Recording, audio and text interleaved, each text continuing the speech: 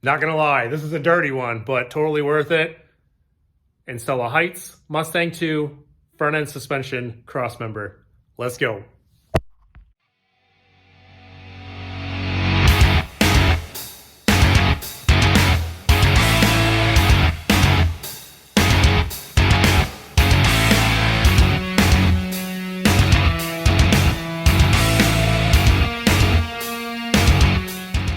This is where we're starting today. Plan, I guess I really don't have a plan. I'm just gonna tackle everything that doesn't need to be there. I'm just gonna start taking it off and see how far I get. Hopefully I get to the point where these frame rails can get wire brush cleaned up and I can actually get that Mustang II front cross member in.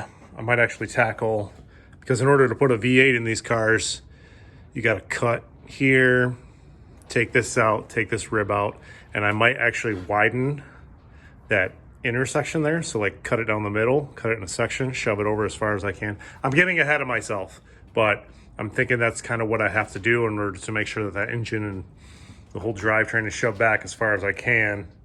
But for right now, one step at a time. Let's tackle this front end, drop that out.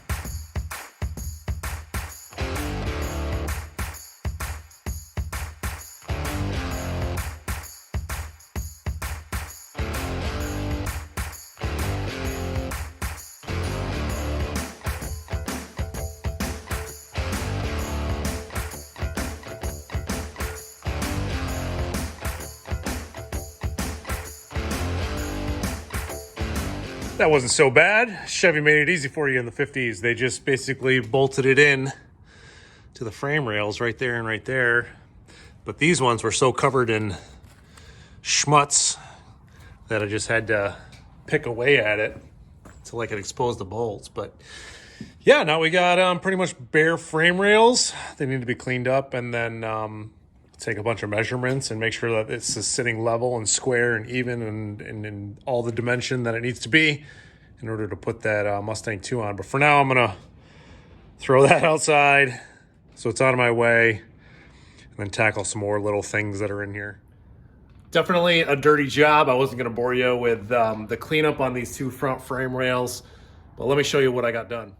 So I basically got them completely stripped. There were some brackets on the inside there that I had to kind of drill out and pop off. Not a big deal. And they actually, God, they look so good. There's a little bit of pitting here, but I think that's because that's where the battery was. Other than that, man, these things look nice. Everything looks nice.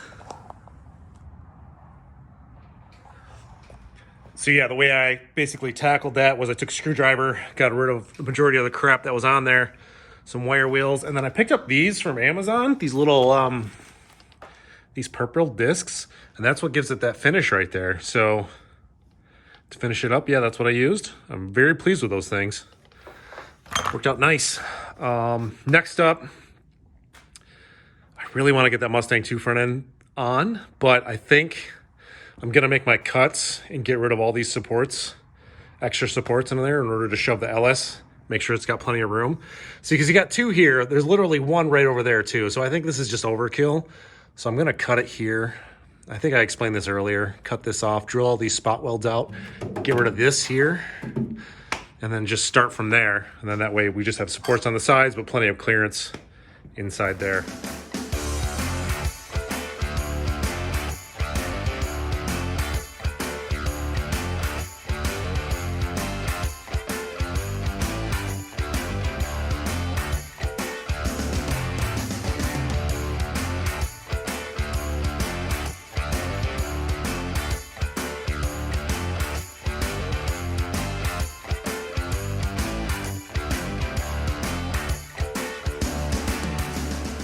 So I'm not going to bore you with doing the whole thing, but as you saw, I made my cuts, drilled out all the spot welds, pulled all that out, and then I just kind of cleaned up this section of the firewall because I'm going to fill in all these holes and stuff like that. This one's going to remain for the brake booster because they make a brake booster kit that just bolts right in right there.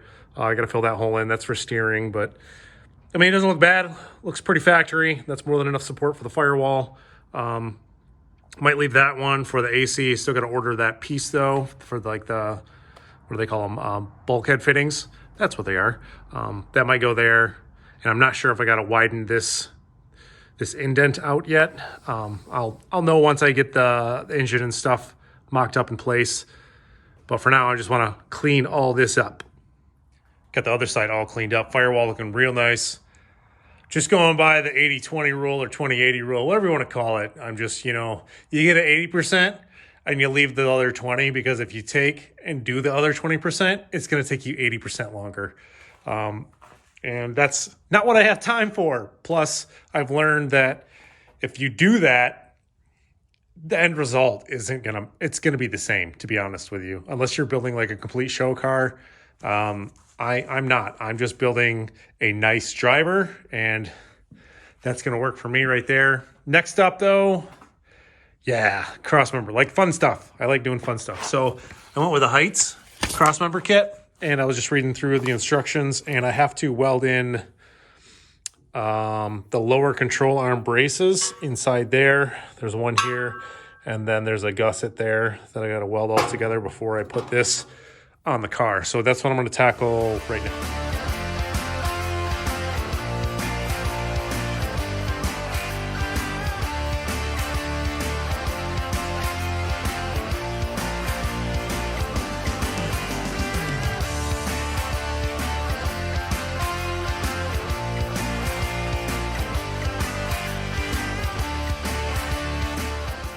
Got the crossmember pieces welded up. I'm no pro TIG welder, but it's always fun to do it. So we had to weld that piece in, the support pieces there, and then also that piece in there. If you're doing this, I wouldn't worry about trying to get all the way around, because all that does is it sandwiches in between the two. So just weld what you can, whatever you can get at. That's all I did. It's gonna work just fine. Next up, I went ahead and I made sure that my frame is nice and level.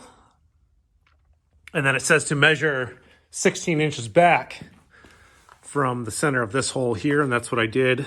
I scribed a line, and then 1 7/8 forward and backward, and I got to cut this section out and trim it off in order to fit the crossmember up in there. So that's what I'm going to do right now, is trim these off, get the crossmember up in there, and hopefully you can tack that thing up.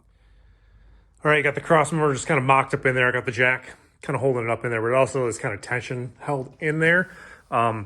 I did have to trim like a 1/16 of an inch out of each one of these and kind of like round the corners in order to make sure that this can fit all the way up in there and flush.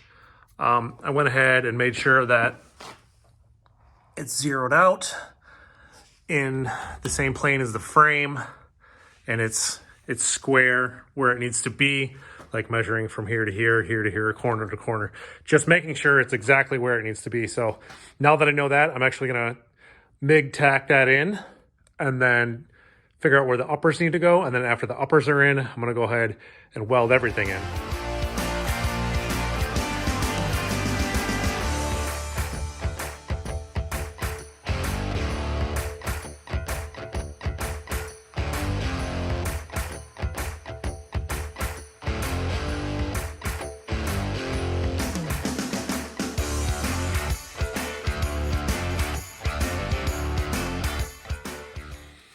Went ahead and fully welded in the crossmember.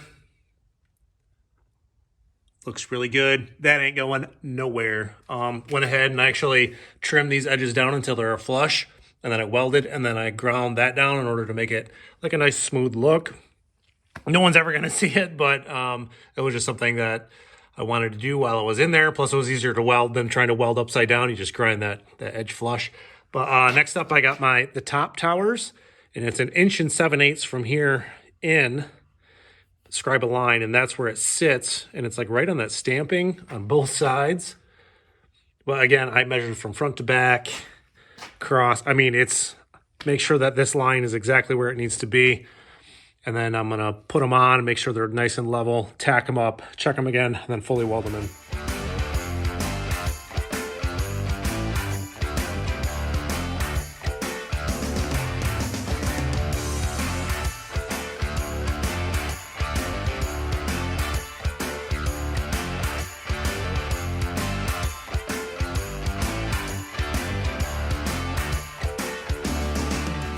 You guys, check it out.